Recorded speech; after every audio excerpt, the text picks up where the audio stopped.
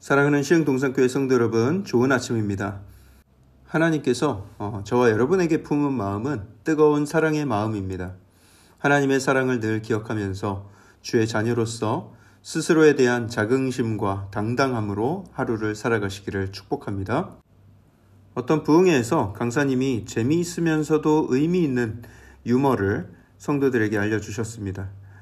여러분, 세상에서 가장 차가운 바다는 썰렁해입니다. 썰렁해. 그러면 세상에서 가장 따뜻한 바다는 어디일까요? 성도들이 머뭇거리자 이 강사 목사님이 답을 얘기했습니다. 여러분, 가장 따뜻한 바다는 사랑해입니다. 사랑해. 우리의 마음이 항상 따뜻한 바다와 같이 사랑으로 가득하길 축복합니다. 이렇게 설교를 했어요. 그 말에 한 권사님이 은혜를 받았습니다. 이거 나도 집에 가서 써먹어야지. 그러고서 집에 가서 남편에게 온갖 애교를 다 부려가면서 물었어요. 여보, 이 세상에서 가장 차가운 바다는 썰렁해래요. 그러면 가장 따뜻한 바다는 어디일까요? 내심 남편이 사랑해라고 말해주길 바랬죠. 그런데 이 남편이 시큰둥하면서 몰라, 뭘 그런 걸 물어 하고 귀찮아하니까 이럴 때 당신이 나한테 해주고 싶은 말 있잖아. 그러자 남편이 정답을 알았다는 듯이 이야기를 했습니다. 가장 뜨거운 바다라고 했지? 열바다.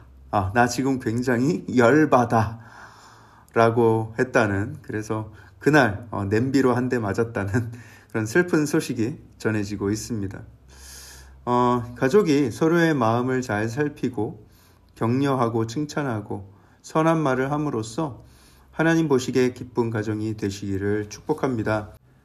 자, 그럼 오늘 2022년 2월 9일 수요일 시동을 위한 메시지 지금 시작합니다.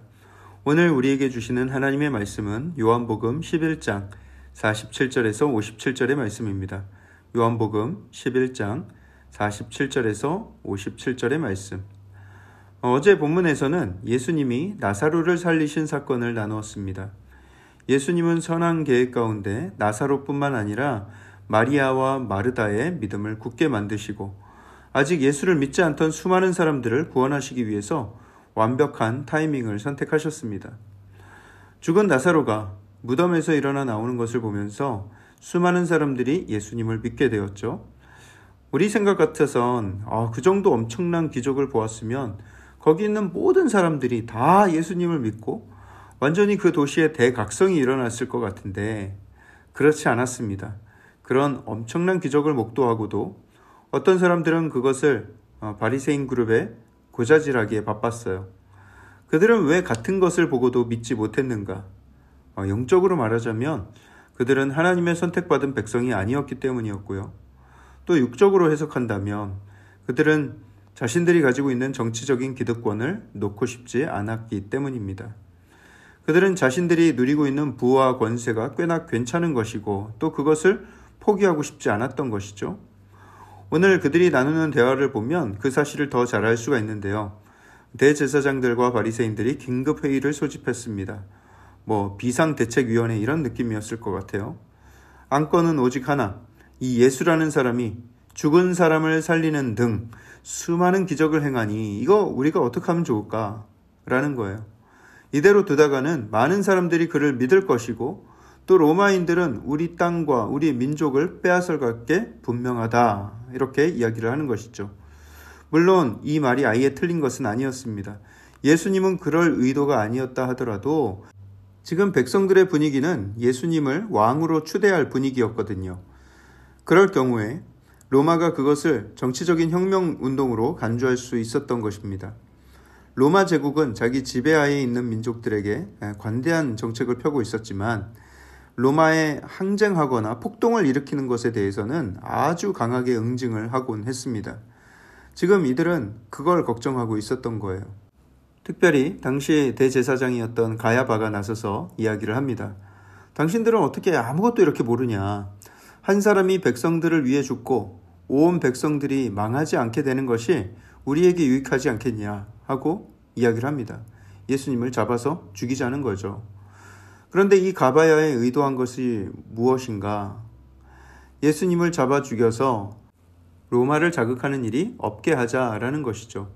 하지만 그의 속셈은 또 따로 있었습니다. 그는 로마에 의해서 대제사장의 직분을 얻었고 돈과 권력을 누리고 있었기 때문에 그 기득권을 포기하기가 싫었던 거예요. 그런데 그의 그런 의도와는 다르게 그의 말은 하나님의 뜻을 선포한 것이 되었습니다. 결과적으로 예수님 한 사람이 죽어서 온 백성이 망하지 않고 영원한 구원을 얻게 되었으니까요. 이런 것을 두고 황소 뒷걸음으로 개구리 잡았다라고 하죠.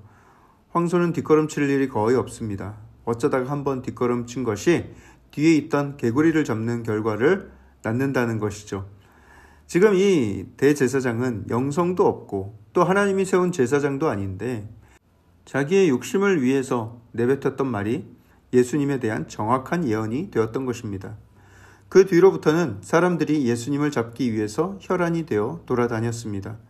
예수님은 그것을 아셨는지 유대인들 가운데 드러내지 않고 다니시길 원하셨어요. 마스크를 쓰시고 모자와 선글라스를 쓰고 후드티를 입으시고 은밀하게 다니시기 시작했습니다. 그리고 제자들과 함께 에브라임이라는 동네에 머무셨어요. 그리고 다시 유대인들의 가장 큰 명절인 유월절이 찾아왔습니다. 그 절기 때가 되면 각 처에서 심지어 외국에 이민 가서 살던 유대인들까지 다 예루살렘으로 모여들었습니다. 하나님께 제사를 드리기 위해서이죠. 그들이 예수를 찾으며 서로 말합니다. 야, 너네는 어떻게 생각하냐? 이번 유월절에 예수란 자가 여기 다시 나타날까? 그들의 초미의 관심사가 제사 지내는 데 있지 않고 또는 예수님을 만나서 구원받기 위함은 더더욱 아니고 오직 예수님께 걸린 현상금에만 관심이 있는 듯합니다. 여러분, 이처럼 예수님이 나타나시기를 기다리는 사람들의 이런 그릇된 열정을 보십시오. 아마도 오늘날 예수님이 다시 이 땅에 오신다면 이와 비슷한 일들이 일어나지 않을까 상상이 됩니다.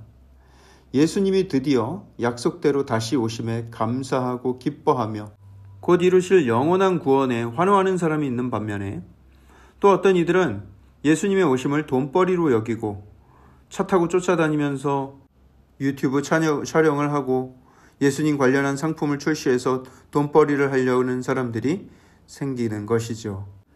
여러분, 그런 현상은 재림의 때만 있는 것이 아닙니다. 지금 우리 스스로도 예수님을 어떻게 바라보며 섬기고 있는지, 우리 안에 정말 예수님에 대한 순수한 열정이 있는지를 잘 돌아보아야 합니다. 내가 가진 것들, 예수님이 오시면 어떻게 되는 거지? 내가 하고 싶었는데 아직 못한 것들, 포기하긴 아까운데 하는 것들, 그런 것들이 다 바리새인들과 대제사장들이 예수님을 향해 가졌던 마음이라는 거예요.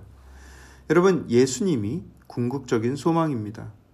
예수님이 이 땅에 오셔서 구원을 베푸시는 것이 우리에게 가장 기쁨의 소망이 되어야 될 줄 믿습니다.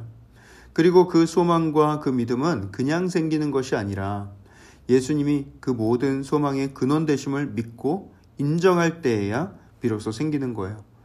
여러분, 그렇기 때문에 우리는 복음을 붙들어야 합니다. 복음을 완전히 내 삶의 근원으로 삼아야 합니다. 복음에 완전히 젖어 살아가야 합니다.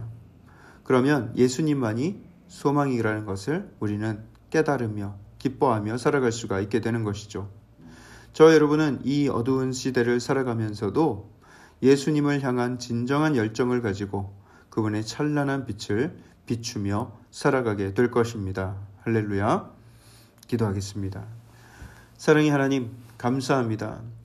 하나님께서 우리에게 주신 그 구원의 소망, 하나님께서 주신 구원의 기쁨, 감격, 하나님 우리 마음 가운데 늘 깊이 새겨두게 하시고 그 복음의 능력에 젖어 살아가는 우리의 삶이 되게 하여 주시옵소서. 주께서 우리를 붙드시고 계시고 우리와 함께하고 계심을 기억하며 우리가 주 안에서 늘 기뻐하며 감사하며 담대하며 이 세상을 이기며 승리하며 살아갈 수 있도록 주님 역사하여 주시옵소서. 오늘 하루에 놀라운 은혜를 기대합니다. 이 모든 말씀 살아계신 예수 그리스도 이름으로 감사하며 기도합니다. 아멘.